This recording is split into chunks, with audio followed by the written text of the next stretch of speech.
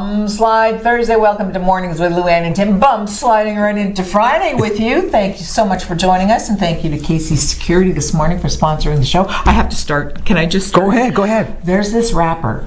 His name is T.I. Never heard of him. No, me neither. Okay. But he's cool, apparently, because he just needs a couple initials. He says that he... There is a picture. Yeah, there, yeah. All right. What so about him? He's like 39. Okay. He says he goes to his daughter's, his 18-year-old daughter's gynecologist appointments to make sure, and I'm quoting him, that her hymen is still intact. Oh. She's 18, and he... No. You don't. No. Oh my... But that's what. Why doesn't he just go out and buy her a chastity belt like they did in the Oh my word! Whatever era that was. Oh my gosh! So you can imagine social media. Chrissy Teigen married to John Legend. Oh, boom! Let him have it. Oh no! She says, you know what? Def didn't think we would be talking about hymens today. She says online or T.I.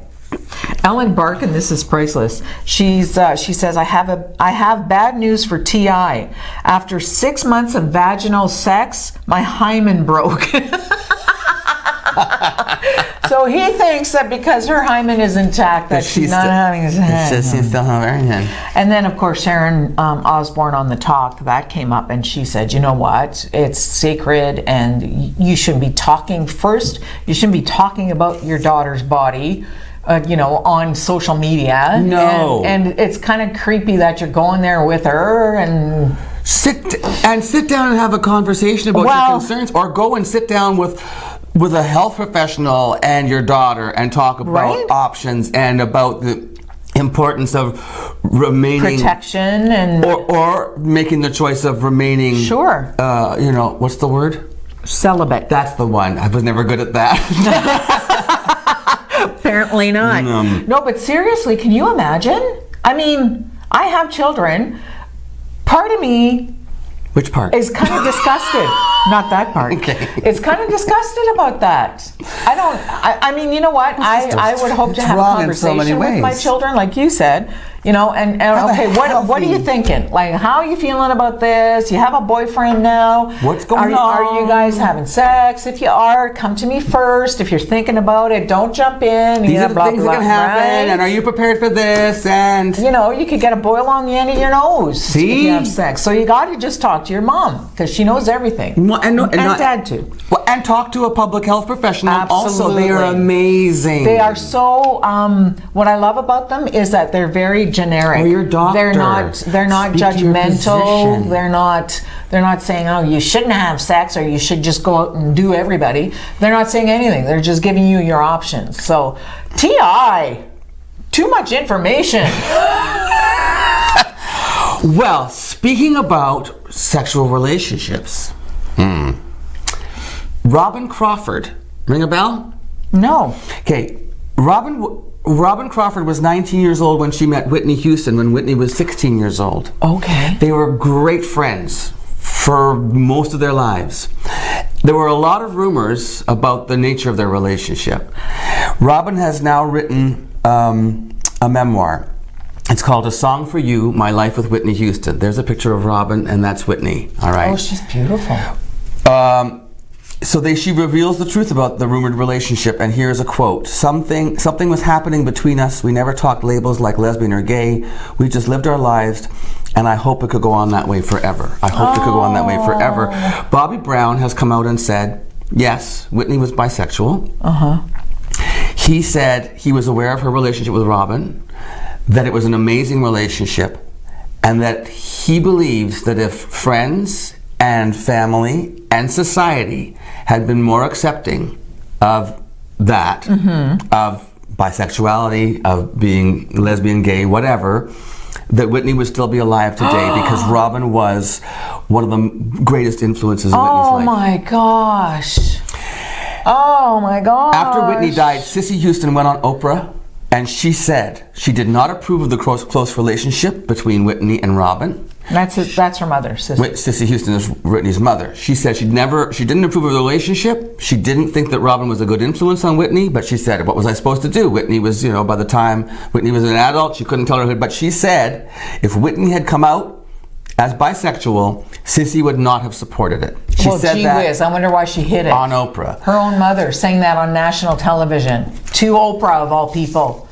Man, imagine the struggles that Whitney had. It explains so much, right? There's an article in I forget the name of the magazine, a publication that talks about the closet in the 80s and how vicious it was and tyrannical. That's the word they used. The tyranny of the 80s closet for celebrities, not people to come out.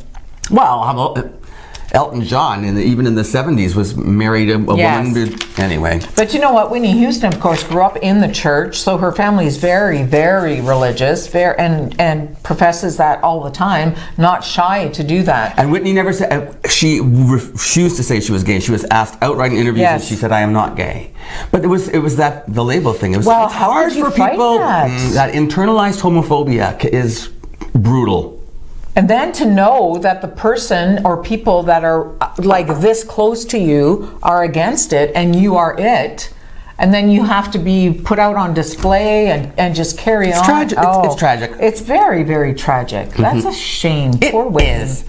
And then on the other romance front, and Oprah, speaking of Oprah, Lady Gaga was on Oprah. Oh. And basically said, guys, the Academy Awards thing with Bradley Cooper, it was completely mapped out. It was completely staged. The whole point was to get people talking about, are they or aren't they? Are they? We wanted to make actors. We wanted to make it look like we were in love. That was the whole point. And it worked. They did it. There was no relationship. Bradley Cooper's relationship didn't end because of Lady Gaga. Well, maybe it didn't. You know what? I would seriously do anything with Bradley Cooper. I can't speak for Bradley Cooper's ex-partner. No. Who was a stunning model. Yeah. Anyway, there you go. Actors act, singers sing, leave them alone. Leave them alone. Leave them alone. Who's on the show? Don't leave us alone. We have the jam-packed show today. Oh, jam-packed. Jam-packed. Breakfast for Peace, YMCA and Lakeshore Kiwanis.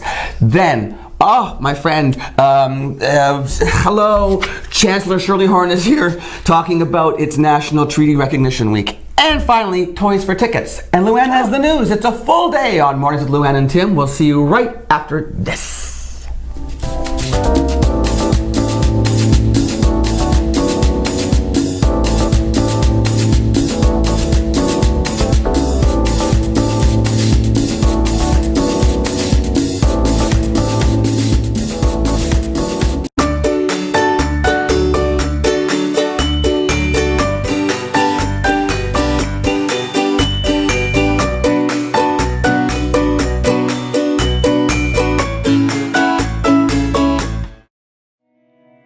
Year we've been celebrating our 65th anniversary, dating back to services originating in our community in 1954, which is quite some time ago. It's been a great opportunity this past year to recognize the pioneers, the stakeholders that worked tirelessly to create what we are today. I'm grateful for everything that the families 65 years ago and the people that assembled the organization have done in order for us to achieve the success that we're experiencing 65 years later. In your home, lighting is just as important as style. With PowerView Motorization from Hunter Douglas, you can schedule your shades to light up the room. Create privacy, or both, automatically. No hands required.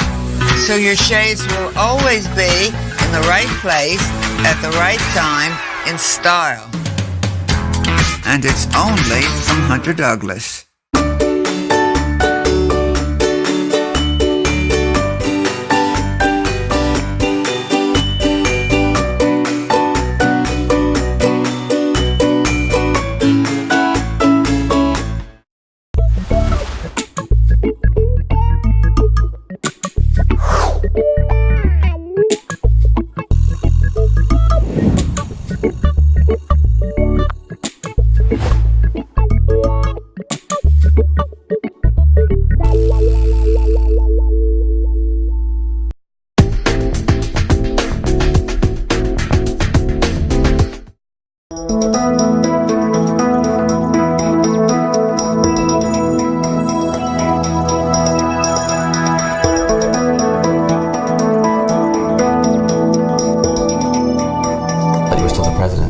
just ended September. Did it? 30th. Okay, David Shire is here along with Carly Smith. David, you are the past president of Lakeshore Kiwanis. That's I correct. told Michael that you were the president. I didn't realize your term had ended. It ended September 30th. so- Okay, so you're the past president of Kiwanis of Lakeshore. Right. Carly, Youth Gambling Awareness Program at YMCA. Yes. You've been running that program for how many years now, Carly? I've been in the role for over 10. Yes. Amazing. Yes. And you guys have joined forces for what purpose? YMCA and Lakeshore Kiwanis. We have joined to celebrate peace. Oh, by what a great! That's a good time to do this. We all need a little peace in the world right now. We do.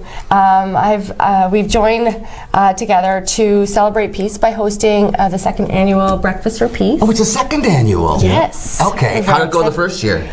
Actually, it was very good. Was it? Yeah. Going to get bigger and better. Well, we certainly hope so, yeah. Yes. We have some great speakers. Last year we had a great speaker. This year we have a great speaker. So we're pretty excited about Who's it. the speaker this year? We have Hetty Van Gerp. Okay. She's a former teacher, principal, and now part of the adjunct faculty at St. Mary's University in Halifax. Oh, really? Oh, you brought her in from Halifax. Yeah, she's flying here No for us. We're very excited. What's her sort of topic? What's her realm of knowledge? Her realm of knowledge is peace education. Ah, She is the founder of Peaceful Schools International. Peaceful Schools? Peaceful Schools International, and she's traveled the world talking to people about the importance of peace education. Okay, Peaceful Schools, is that an initiative or is that an actual thing? Like there are schools called Peaceful Schools? Or does she run programming called Peaceful Schools? She doesn't run programming. Schools can subscribe to her Peaceful Schools International, and she supports schools in building a culture of peace with resources and information, and she has a lot of experience doing it, so very impressive. So this is a weekend breakfast, right? It's on Friday, November 22nd. Oh, it's on Friday. Yeah, actually, it's Yes. right at the tail end of Peace Week. Like every year, they celebrate Peace Week? So this is on the last day, Friday, November 22nd at Grand Gardens. How many seats are available then at Grand Gardens? Do you know? We're at 400. Yes, we have Oh, four. you're doing Grand Gardens North? Yes. North. The big one. Yeah, the The big one, one. the yeah. big one. Okay, Yes. Grand Gardens North, 400 seats Yeah. available. Tickets are $25. It's a buffet breakfast, and obviously our keynote speaker, and also at the ceremony or the event, the Peace Medal for this year will be presented. Absolutely. Who gives the Peace Medal? YMCA presents the Peace Medal, That's don't right. they? I remember because last year we did an interview about the Peace Medal. Yes, Yeah. Teddy Surratt. Surratt. One last year. Yes. Okay, Yes. so now do you announce the winner there at the breakfast? Well, or do you we announce will- it here on TV? I know. Well, I don't know who the recipient is yet. Okay. So I'm very excited to hear. What sort of not qualification, but what sort of criteria do you consider when you're awarding the Medal of Peace? It can go to an individual or group Oh. who, without any special resources, wealth, or reputation, contributes to peace building either locally or globally. Hey, are the nominations closed already? Yes, they close Okay. on October 22nd. Okay, because I was going to nominate myself. But We that's don't accept self-nominations. no way. No. Okay. So, David, as far as Kiwanis Club Yes. goes, you guys you're very well known for breakfasts. Yeah, we are. You have breakfast meetings. You do pancake breakfast. There's always Grand Gardens and you together with a breakfast. I can imagine it's going to be delicious for one thing. Absolutely. There's a lot of great items on the buffet, and anybody that's been to Grand Gardens know there's plenty of food. Absolutely. What about tickets? Do we book? Obviously, you want us to reserve in advance so they know Yes. you can arrange Tickets are tables. available at the YMCA, Okay. so they can call Carly. Do we have a number, Carly, for you? Yes, we do. Okay, ready to write this down, everybody? We'll wait. You Say got to it. read it. They can't. They It's- catch too close. you can- 705-945-5178, extension 216. I don't know if we have a poster up or not that Michael was able to pull up, but the number's on the bottom. Or you could just call the YMCA. Just call YMCA and ask they'll direct you. Call the YMCA and say, I would like breakfast for the tickets for the Breakfast for Peace. That's right. What time does it start? Because it's Friday. It's got to start before people go to work. 8 o'clock Oh. till 9:30. Okay. With breakfast And between 7:30 we know and it is a PD day for students. Oh, it's a PD day. That's great. I was going to say, educators, students. This is a great Absolutely. thing, great chance for them to attend. Actually, Huron-Superior Catholic District School Board and Algoma District School Board are part of our sponsors as well. Oh, so they're We- going to be encouraging Yeah. people to attend. We're very thankful to our sponsors. GFL Environmental Nice. is our presenting sponsor. We have Sioux Area Hospital Eye Care as also another sponsor. CIBC, Yeah. Algoma Family Services, Delta Waterfront, Sioux College, Algoma Family Services, and Ontario Federation of Secondary School Teachers. Yeah. Wow, those are all sponsors for the event. This is a lot of Absolutely, yeah. work. Do you do this jointly or? Yes, You two together? The tag team. we are. You guys are cute together. No, really. Don't tell your wife I said that.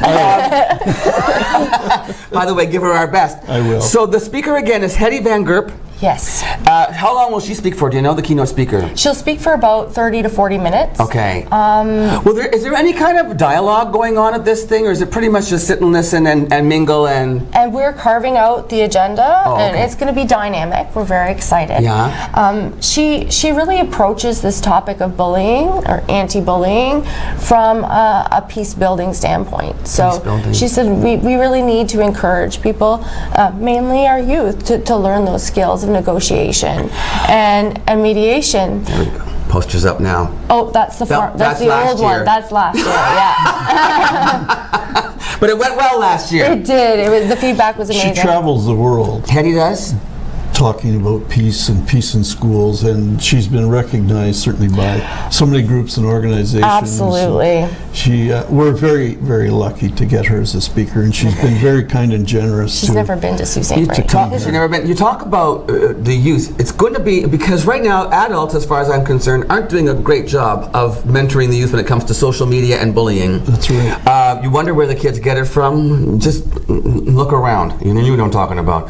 So to have somebody come along and sort of talk about how we can change that culture, change the dynamic. Yes, and, create that culture of peace. and let youth be the leaders, because gosh knows a lot of the adults in this world need some, like for instance Greta Thunberg. You know, Yes. there's an example of a youth leading the adults, Yeah. right? So Absolutely. lead the charge. Okay, so once again, tickets are available at the YMCA. Absolutely. All you have to do is call, ask for Carly, or just say you want tickets for Breakfast for Peace. Yes, or stop in because they're available at the front desk. At the front desk. Go see Sue Ryamaki and say, hey, I want tickets. Speaking of Sue Ryamaki, Sunday, November the 10th, coming out, it's a YMCA gymnasium is having local vendors and artists, handcrafted items, jewelry, baked goods, and more at the YMCA gymnasium. Admission by donation to YMCA Strong Kids. All welcome. Sunday, November the 10th, 10 a.m. to 3 p.m. There you go, Sue. That's right. We got your stuff in there. For the breakfast- Holiday Bazaar. And Holiday Bazaar, Breakfast for Peace, Friday, November 22nd. Thank you for being here, Carly. Thank you, My neighbor, Tim. I'll see you at home. Thanks, Tim. All the best to you, David. Nice Thank to you. see you again. You too. We'll be right back after this.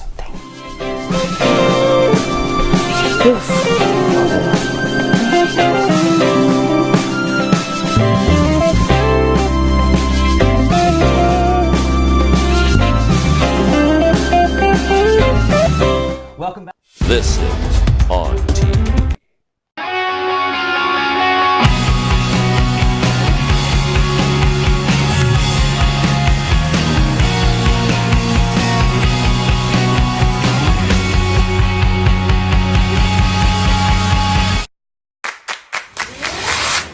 In your home, lighting is just as important as style. With PowerView Motorization from Hunter Douglas, you can schedule your shades to light up the room, create privacy, or both, automatically. No hands required. So your shades will always be in the right place at the right time in style. And it's only from Hunter Douglas.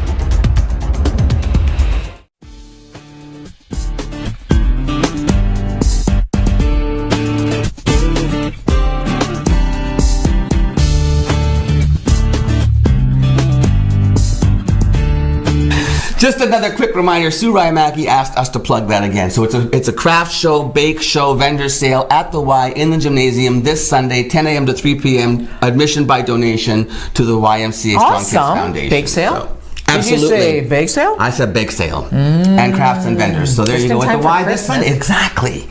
And you know what? When you go to a bake sale, the people who bake, the bakers, they know if you They- can freeze it or not. Oh, and do they'll they? tell you. Really? Yeah, because if I say, "Gee, want all of it," oh, you can freeze this. You can freeze that. Oh. Doesn't freeze so well. So yeah, if you just ask. Speaking of sales, Yes. Chris Brown, you know, the comic actor Chris Brown, Yes. he decided to have a yard sale. So he posted the address of his Tarzana neighborhood home in LA. He's a singer too, isn't he? Is Chris Brown a singer? I thought Chris Brown was Yeah. a comedian. Have I got No, the wrong one? you got Chris the wrong Rock. one. Yeah, you're Chris thinking- Brown is a singer. Yeah. Okay. Yeah. Sorry. I don't know my Chris's or my Browns. There's Bobby Brown, Chris Rock, who knows? Anyway, Chris Brown You're publicly Tim. shared the thank you. So where do you see this? Michael's got some drone footage. Look what happened. That's So what's this for? that, right, he's having a yard sale to sell off his designer items at discounted prices. He's put all these tents outside. Look at the big bus. This is on the property outside of his walled home in Tarzana, California. There's the wall.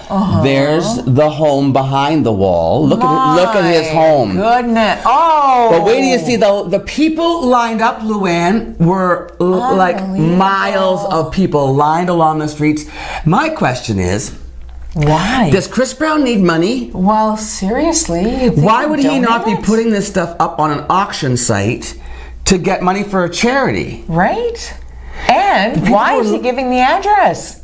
Now they all know where he lives. I guess he must have a better It's not wall. the wall that Trump is going to build. Apparently Somebody his could wall get could- over that. or cut through it with a reciprocating yeah. saw. Seriously. I just don't understand the whole concept of having a yard sale when you're a friggin' wealthy celebrity. Yeah. See, if you're living in a house like that, you can imagine.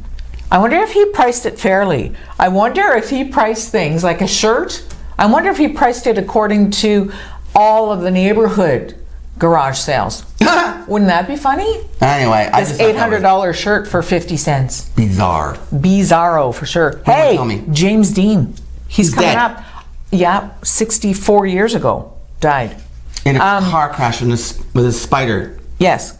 He is going to be in a movie though. I don't understand. Well, thanks to CGI, they are going to put him in a movie that's called Finding Jack. And it's a Vietnam era drama. And it's about lost dogs. So on Twitter, people are like, "What?" Vietnam lost dogs, dead actor. What? So Come back now to life. you're bringing back an icon, and he's going to do his fourth movie, and it's going to be about lost dogs. So this is all done through CGI. Yeah, They obviously have to go through James Dean's estate to do this. and they said, "Shh, have at her." And does the estate get money? Probably. Oh, I would think. This is like going to see, like we were talking about Whitney Houston earlier. Right. They're going to do like a her in concert with, what do you call that? Yeah, Holograms. Holograms. They can I'm do all nuts. this stuff now. I don't Luann, know. imagine we'll be doing the show long after we're dead. We're already dead. No, you're well pickled. Okay, she has the news coming up after this, and then I've got 2 more interviews to go. So stay with us on Mornings with Luann and Tim.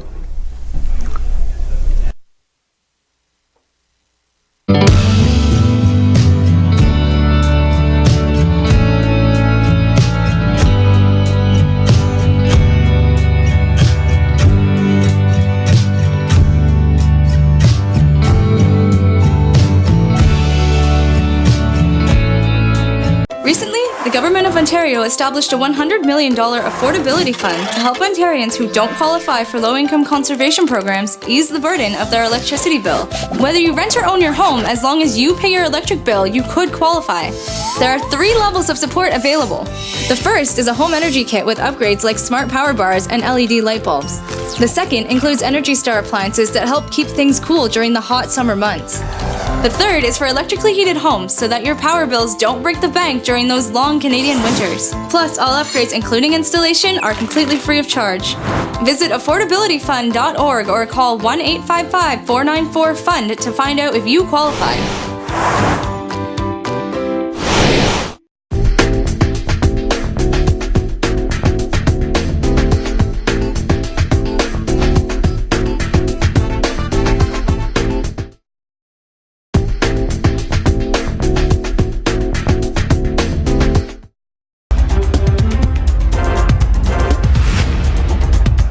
Provincial authorities say 2 teens who were the subject of an Amber Alert have been located. Police say the 13-year-old boy and 15-year-old girl were found safe after they were last seen in Toronto yesterday morning. They say a suspect is in custody and no one else is being sought in connection to the Amber Alert. The alert was issued at about 11:30 last night by the OPP at the request of Toronto Police. It was cancelled about an hour later. Officials say the teenagers were last seen in the city's West End with their father, who they allege abducted them. You know, we look at really 3 different things that we have to balance when we're governing. 3 different priorities. We have to balance the priority to put money back in people's pockets, and we're doing that. We have to balance the priority of investing in critical services. And as I talked about today, we're putting $1.3 billion back into critical services. And of course, we have a commitment and a plan to balance the budget by 2022. Ontario's fall fiscal update shows a government trying to undo the damage caused by a year of cuts. The fall economic statement boosts spending by $1.3 billion, largely due to a reversal of cuts to programs and services that were included in the spring budget. The shift comes as the Progressive Conservatives are attempting to adopt a new tone following a tumultuous first year and a half in power. Ontario's deficit is now expected to be $9 billion for this fiscal year, down from the $10.3 billion projection in the budget. We were fortunate because of the lower than expected deficits. We had to borrow $4.1 billion less this year than last year, so that's always good news. But we are focused on that issue of making sure that the province is on a solid financial footing. But as I say, governing is complicated. We balance 3 competing priorities. We know that people need relief and financial relief, and we're giving it to them. We know that there's critical services that need investment, and we're making those investments, and we have a plan to balance the budget by 2023. All the government did today is say that the deep cuts that they announced in the spring are going to be delayed a little bit, but they're still going to be cuts. They're not saying that they're going to ensure that our education system still has those 10,000 teachers on the job in a couple years from now. They're not saying that. They're not saying that they're going to invest in hospitals to the extent that the hospitals had required or had requested in the last budget consultations. They're not saying that. So I think people need to be really aware. This is the same game they played when they announced their budget last spring. Cannabis retailers will soon be able to sell products online or over the phone for in-store pickup as the Ontario government adopts a click and connect sales model to expand access to legal marijuana. Finance Minister Rod Phillips announced the proposed changes in the government's fall economic statement yesterday, saying they will decrease waits for cannabis and help combat the black market. The shift comes as the Progressive Conservative government pledges to lift a cap it imposed on the number of cannabis stores in Ontario. The government had initially said there would be no cap on the number of retail pot shops after cannabis was legalized. That decision, though, marked a change of course from the previous Liberal government, which created the Ontario Cannabis Store and had planned to tightly control cannabis sales through government-owned stores similar to the LCBO. But a supply shortage prompted the Tory government last December to cap the initial number of pot retail licenses to just 25, so operators would be able to open. The number of legal pot outlets in Ontario is increasing from 25 to 75 this fall. The government also said yesterday it will allow licensed producers to have retail stores on each of their production sites to further increase access.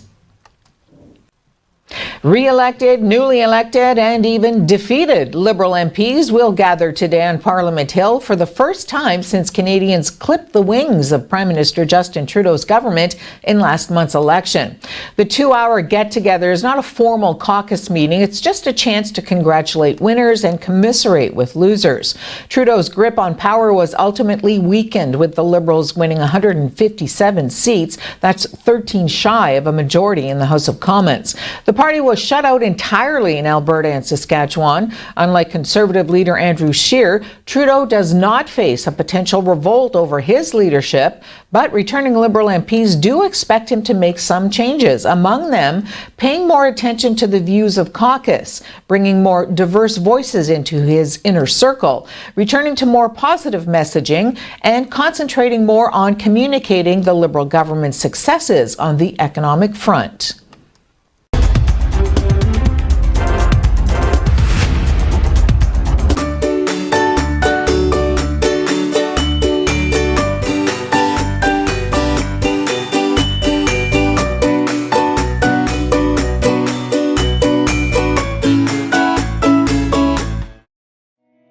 Past year, we've been celebrating our 65th anniversary, dating back to services originating in our community in 1954, which is quite some time ago. It's been a great opportunity this past year to recognize the pioneers, the stakeholders that worked tirelessly to create what we are today.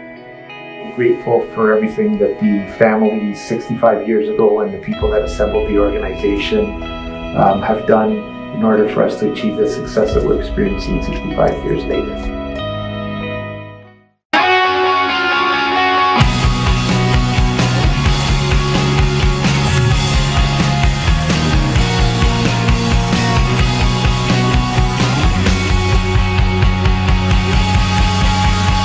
Recently, the Government of Ontario established a $100 million affordability fund to help Ontarians who don't qualify for low-income conservation programs ease the burden of their electricity bill.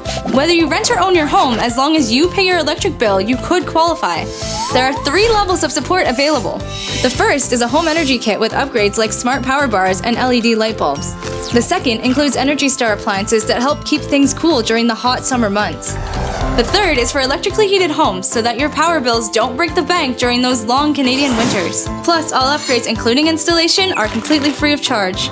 Visit affordabilityfund.org or call 1-855-494-FUND to find out if you qualify.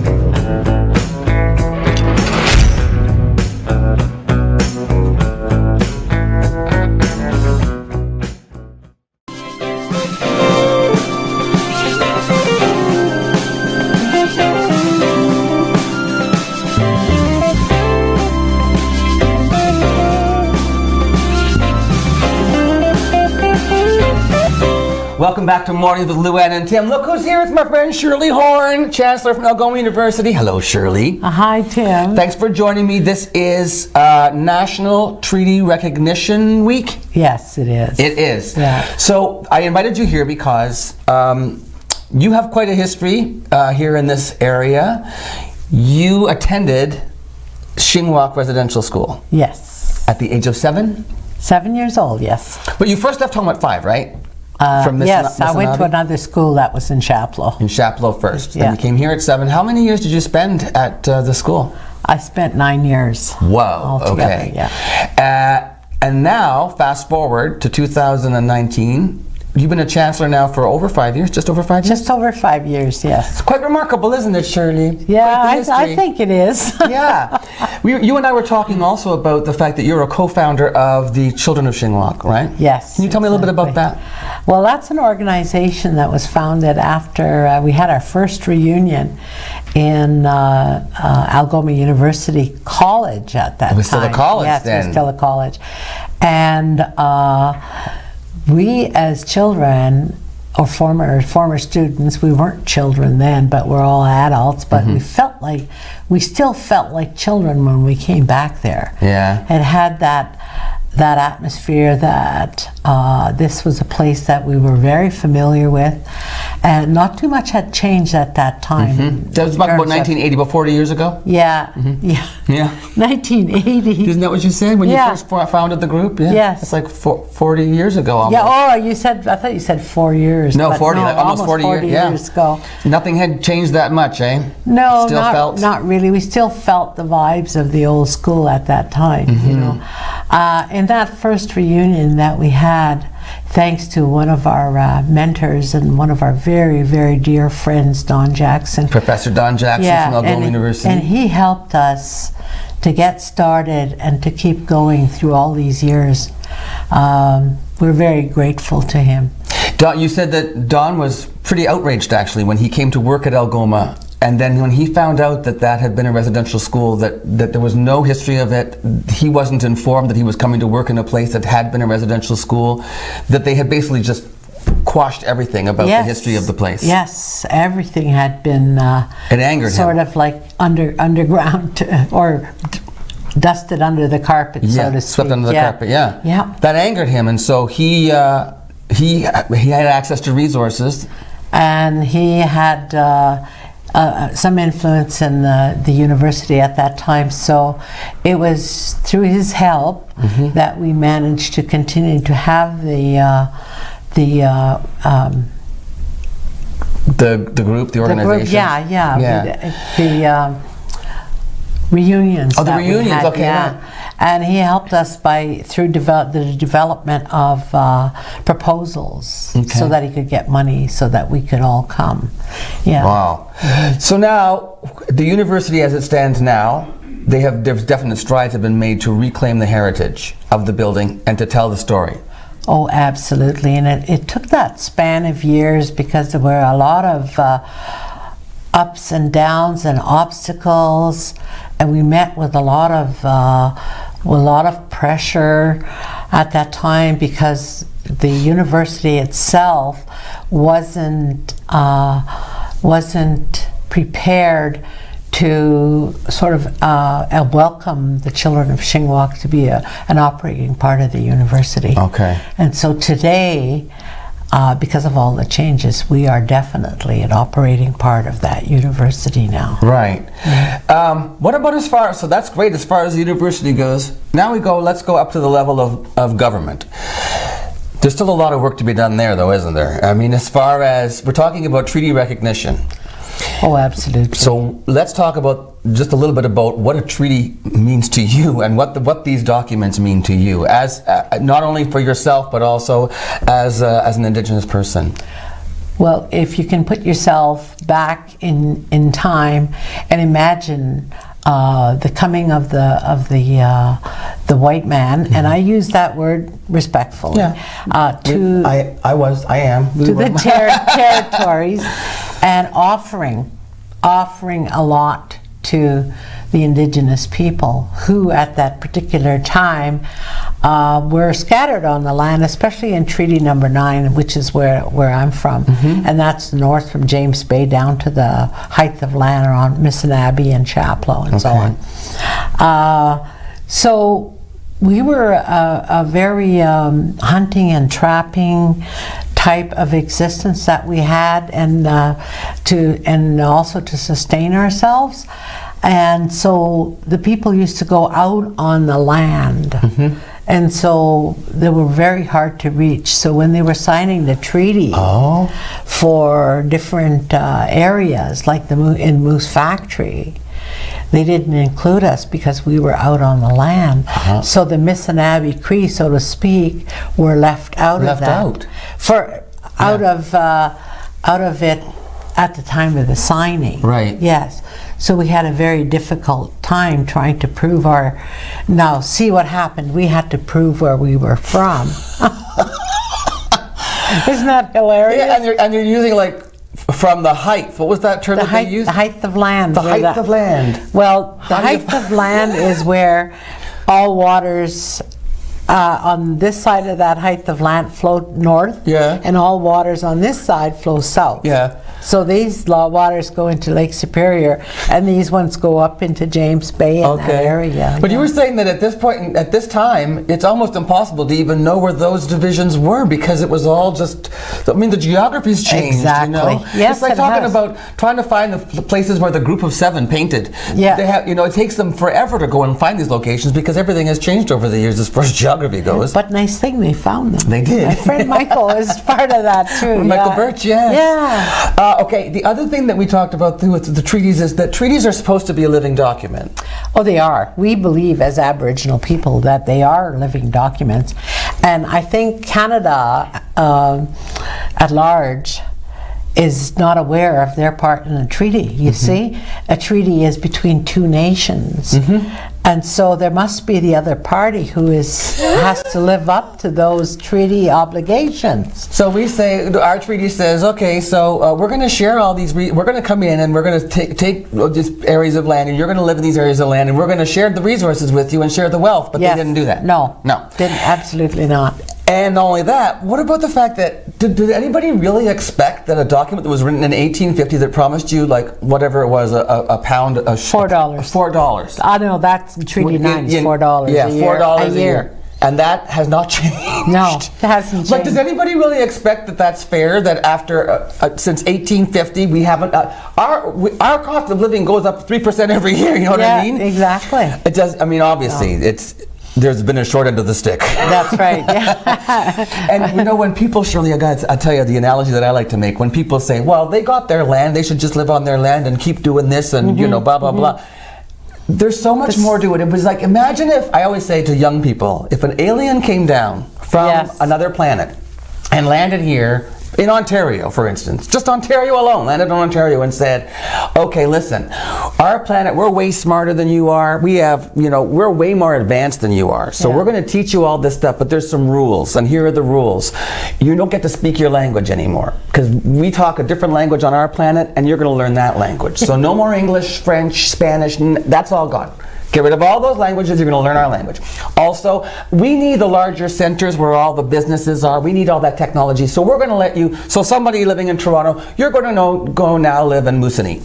Or you're going to live in the bush or in the bush, right? You're going to go live in Deborah. So I'm kidding, Deborah's beautiful. So, but anyway, it's like that. Imagine, and by the way, not only this person comes from another planet and says, and your religion? No. We're going to give you a new God to pray to. Yes. Yeah. And you're going to have a whole new set of rules. That was what it would have been like. Exactly. It was an invasion. Yes. So you make the treaties, and then what do you do with them? They weren't honored, and so this is why we have this week to recognize. That's right. There needs to be reconciliation. Yes, exactly. And that is the most wonderful part about this whole journey that we've been on, and I've been on it for the past 40-some years. On that journey is to come to some truth, to make sure that the truth is being told, and it took us a long time to be able to make Canada aware that this was really the truth that we were speaking, and we were making these things up. And so they had the whole commission do the thorough investigation of what the truth about the people's And it still feels like it's just a beginning. It is. But we're going in the right direction. Yes, absolutely. So you keep speaking your truth, and we need to keep listening. Yes, absolutely, for sure. Okay. It's important. It is. Thanks for being here, Shirley. It's always a pleasure to spend time with you. You too. Okay. Thank you very much. We'll be back with more Mornings with Luann and Tim after this.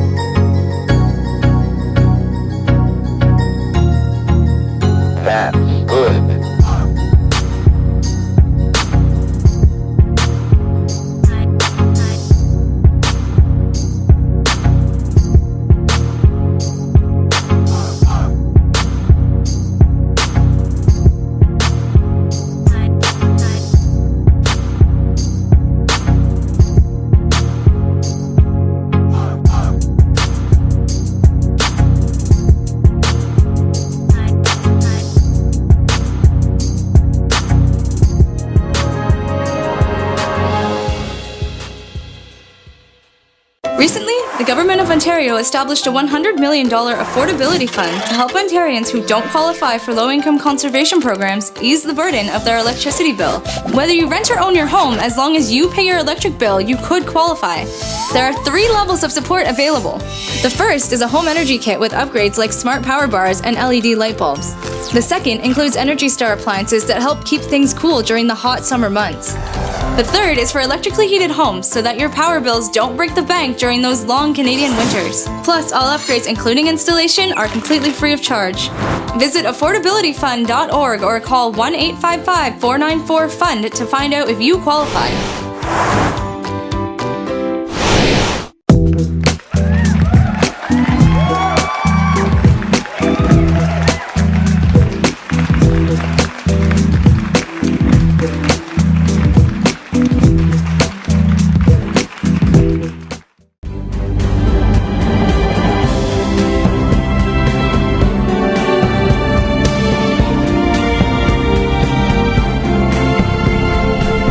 We're getting ready for Christmas. We're getting ready for Christmas. The snow is here, right? So it's time to talk toys, stuff a bus, Christmas cheer. Got a couple of initiatives going on. So joining me right now, I've got Brent Lamming from the City of Sault Ste. Marie and Nicole Maione from the City of Sault Ste. Marie. You are transit and what? Parking. Parking and transit. Yep. And you're the director of what? Community services. Nice. Okay, so we're joining up with the city and with Christmas Cheer to bring even more toys to kids this year. Tell me a little bit about the history of Christmas Cheer, Brent. Yeah, that's correct. It's been around for 21 years, wow. And we fill a bus every year with partners all around the community, namely the high schools this year are partnering with us, so we're going to many locations, and we're very excited this year also to be bringing in the Toys for Tickets program, which will help augment filling the bus. To get even more toys in. Yeah. Let's talk first of all about the Stuff a Bus. So you said it's going to the schools. Is that new in the last couple of years? It's actually the second year that we're going to the high schools, and the students are participating in it by helping to load the bus. And so each day, one high school has the bus goes to one designated high school. And so you partner with the school boards on this too. Yeah. And you said the response has been great because kids are really excited about this. Yeah. Yeah, it was great last year, and it's we work with Q104 also to they help to organize. They actually organize it all. Q104 Country. Yeah, and they help organize it too, eh? Yeah, well, they were the ones who book it with the schools, and they work with us, and we kind of are a team together. And they're going to the 4 high schools, and the kids are excited about it. Kids leading the way. Yeah, youth engagement, youth initiative, fantastic. Mm-hmm. So the buses will be at the schools. So the kids are going to be going to schools with the toys and helping to load them up as well. They typically help to load them as well, yeah. Where are other places that people can bring toys or others? Is it just toys that you do the Stuff a Bus with? Or is there other items as well? They would take, perishables or anything to help out over the Christmas, Non-perishables, the holiday season. Yeah, Sure. We'd also take toys at Huron Street as well if people wanted to stop by. Oh, you wanted to actually stop down at the bus? What do you call that? The bus depot. The bus depot, the main one on Huron, though. That's Huron down Street, down yes. by the machine shop, Mill correct. Market, that area there. Yes. Okay. You also mentioned that the Toys for Tickets. Is this brand new to the Sioux this year? It was raised in a motion last year on December 10th of 2018, so it's almost full circle the full year. A couple councillors brought it forward, and it's very in line with the program that's been in place for Aurelia for the past 14 years, which has been quite a success. So it's built really similar on their model. So you bring a toy in of equal value to the ticket or more. So it's where no one's being stopped from bringing it. If it's a $10 ticket, a toy of $40. So Sure. They're not limited. So they just have to bring the receipt in for that toy to the Huron Street location to cover the ticket. And Nicole mentioned to me today, we've already had a few toys come our way. Yeah. That's a feel-good thing. So, and as you say, so you're parking, so you know the variety of prices for tickets. $10, I think, is for a meter. If I let my meter expire by accident or something. 10, 15 are the most common ones, and so the toy has to be At least equal. Yeah. Equal or more. Yeah. So value. this is great because you're encouraging someone. Maybe they have the Christmas spirit. Hopefully they have the Christmas spirit, and they'll say, "Well, I got a $10 parking ticket. I'm going to go to a store and spend $15, $20, $25. Bring a toy down. My ticket's gone, and I feel great about what I've done." Yeah. But you don't bring it to City Hall, right, Nicole? No, it has to come to 111 Huron Street. Right, 111 Huron. What are your hours of the office down there? The hours are 8:30 to 4:20. So we can take it at both times. Okay, I'm not going to make a 420 joke. I know. 8:30 to 4:20, bring the toys right down there, and the ticket will get taken care of. Yeah, so the ticket has to have been issued between November 1st and December 1st of this year. All right. And they have to come pay by December 13th to be eligible for the program. Oh, okay. Yeah. So the ticket must So be there's November timelines. 1st, December 1st, December 13th, bring it in by then. And what are some of the most expensive tickets? The most expensive ticket is somebody who parks in an accessibility spot, but Well, you're those not ones doing are that. not eligible. If you park in an accessibility spot, you can't do Toys for Tickets because you shouldn't be parking in an accessibility spot. That's too serious. And that's like 300 and something change, right? Yeah. It's more than Quite $300 for, expensive, okay, now everything is going eventually from the buses, so the buses all get stuff, the schools are helping. What did you tell me about Grand Gardens North or something too? Yeah, so actually on November 24th, there's a toy stock at Grand Gardens North. So people who have previously brought toys to Reggie's or Good Life or the Moose Lodge, they'll all get dropped off there. You can bring toys to Reggie's? Yeah, At that's Good what Life? we got. Reggie's At the West, Moose Lodge? yeah, and then They're going to take them all to Grand Gardens North? yeah, well then, yeah, so they'll bring them there. In addition to that, on the 21st, the bus will be at the tree lighting ceremony downtown. Oh, on the courthouse lawn. Yeah, and then also we put boxes on the buses starting the week of the 17th as well. On your and regular accept transit non-perishable, and accept the non-perishable and toys. Yeah, and don't forget forget the teddy bear toss for the Yeah. GFL Memorial Gardens. When is that? December 1st. That's the Greyhound game, December the 1st. Bring your teddy bears, toss them onto the ice, and all those teddy bears will go to Christmas cheer. Correct. That is so that's good. Toys for Tickets, we got the teddy bear toss, we got the lawn of the lighthouse, the tree lighting, and then Reggie's, Good Life, and the Moose Lodge. My gosh, there's all kinds of opportunities to pitch in. Where does it all end up? In the Station Mall, right? Yeah, I believe that for the home now, they've secured a home at Sears. The former Sears in the former Station Sears Mall. Spirit Halloween is just transitioning. Moving I out. believe Christmas Cheer is moving in, and so those toys will be delivered to Sears, and then they'll go together with the food and other toys that are collected for Christmas Cheer. Brilliant. All right. And if anybody has questions, is this information on the city website or anything, or can we get information from somewhere, Nicole? Yeah, absolutely. I would just go on the city website or contact Transit. And Contact Transit and just say, how do I take a contribute look, or where do I go? Got all And the if you have information kids up. in the school, obviously, if you have children in the school system, and teenagers for yeah. the high schools, you can find out, your teenagers can get that information from their schools about when there's stuff in the buses, when the bus will be there, right? Yep. Okay. Thanks for being here. Yeah, thank you for having us. Happy seeing you holidays. again. Oh, yeah. Okay, we'll see you next week. He's a regular on the show now. We'll be back to say goodbye with Luann right after this on Mornings with Luann and Tim.